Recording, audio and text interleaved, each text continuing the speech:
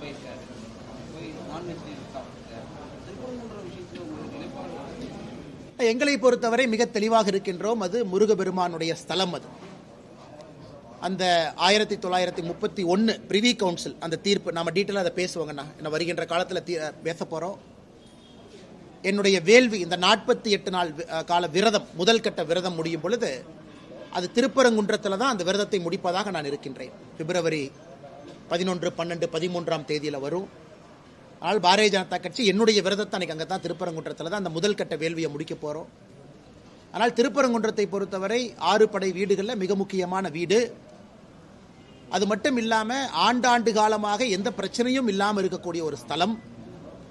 1931 பிரிவி council தீர்ப்பே தெளிவாக இருக்குது. தர்காவா, தர்காவுக்கான இடமா, அது சிக்கந்தர் மலையா, அங்கே மேலே என்னெல்லாம் இருந்தாங்க அப்படின்னு. இன்னைக்கு எல்லோரும் புரிந்து கொள்ள வேண்டும். திமுக தூண்டிவிட்டு இந்திய யூனியன் முஸ்லீம் லீகினுடைய எம்பி நவாஸ்கனி திமுகவினுடைய தூண்டுதலின் பேரில் அங்கே போய் ஒரு மத பிரச்சனையை உருவாக்கி கொண்டிருக்கின்றார். ஒரு நாள் அல்ல, 2வது நாள் மாமிசத்தை எடுத்துட்டு போய் மாமிசத்தை சாப்பிட்றதுக்கு 1008 இடம் இருக்கு.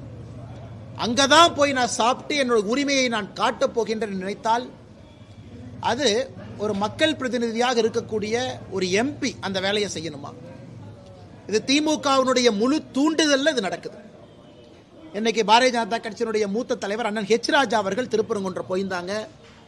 அங்கே நம்முடைய பத்திரிகை நண்பர்களை சந்திச்சாங்க.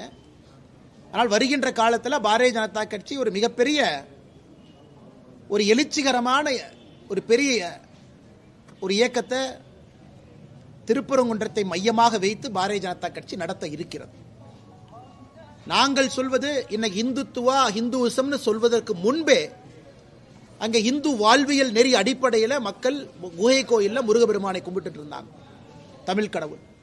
அதனால 70 ஆண்டு காலத்தில் ஒரு சரித்திர பதிவை வைத்துக் கொண்டு சொன்னால் 1000 ஆண்டுகளுக்கு மேலே அங்கே கடவுளை கும்பிட்றவங்க என்ன சொல்லலாம்? அதனால் இதை வன்மையாக கண்டிக்கின்றேன்.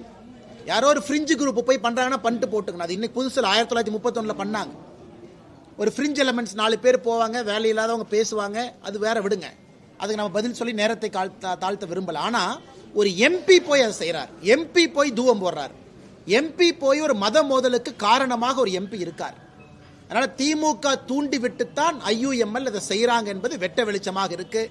ஏன்னா அந்த எம்பி 2வது முறையும் போய் வெட்ட வெளிச்சமாக அதை செய்கிறாங்கன்னா ஆளும் கட்சி இதற்கு பின்னால் இருக்கின்றார்கள். மக்கள் தகுந்த பாடம் போட்டுவாங்க.